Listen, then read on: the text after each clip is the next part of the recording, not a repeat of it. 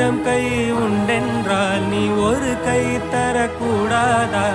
ஈராயிரம் கண் கொண்டாய் உன் ஒரு கண் என்னை பாராதா? உன்னில் சரணடைந்தேன் இனி நீ கதியே.